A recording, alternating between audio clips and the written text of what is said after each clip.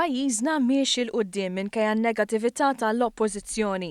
Dan kien is-sentiment ewlieni li esprimew tliet kandidati għal kariga ta' deputat mexxejja l-affarijiet tal-Partit Laburista waqt konferenza tal-aħbarijiet. Fl-aħħar rapport Moody's ikkonferma s-suċċess ekonomiku li qed jagħmel pajjiżna u nnota kif l-ekonomija se tkompli tikber. Il-Ministru Chris Cardona qal li r-rapport ta' Moody's huwa wieħed minn sensiela ta' rapporti u statistiċi li joħorġu minn żmien għal ieħor li jikkonfermaw il-ħidma sfiqa ta' dan il-Gvern.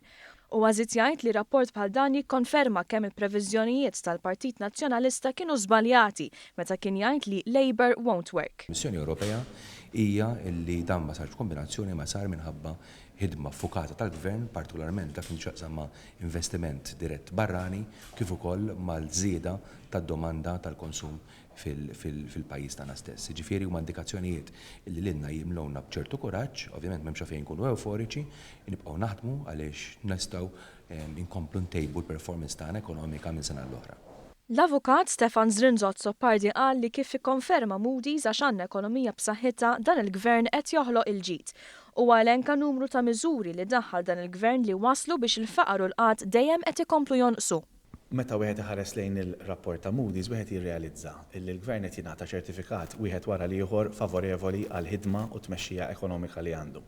Però dan irridu nikkontrastawhom ukoll mal-ċertifikati li kien ikollha l-amministrazzjoni ta' qabel, fejn hemmhekk iċ-ċertifikati kienu juru fejn huma d-diffikultajiet il-kbar. Illum li qiegħda tikber l-ekonomija, illum li pajjiżna qed jikteb storja ta' suċċess, l-attenzjoni ta' dan il-Gvern issa trid tkompli tgħaddi biex jittieħdu inizjattivi ħalli l-ġid ikun mifrux. Ir-rapport ta' Moody's innota wkoll kif Malta tikseb punti tajbin fl-indikaturi ta' governanza madwar id-dinja u pajjiżna jħaddan istituzzjonijiet mill-iktar b'saħħithom.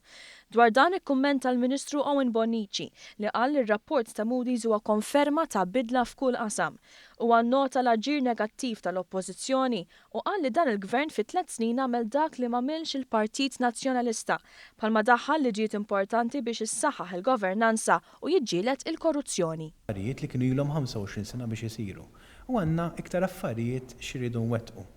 Għandna issa ċertifikat mingħand Moody fejn il-Moody's qalet li mhux biss l-ekonomija sejra l-qudiem immanka il-governanza, il-ġlieda kontra l-korruzzjoni, l-istituzzjonijiet kemm huwa b'saħħithom, u allura l-poplu jista' jagħżel bejn it-tpaċ speech ta' Simon Busuttil u ċertifikati ta' istituzzjoni bħal mija l-Moody's illi anke fejn tidħol il-governanza il-pajjiżna qalet li sejra aħjar minn pajjiżi oħrajn.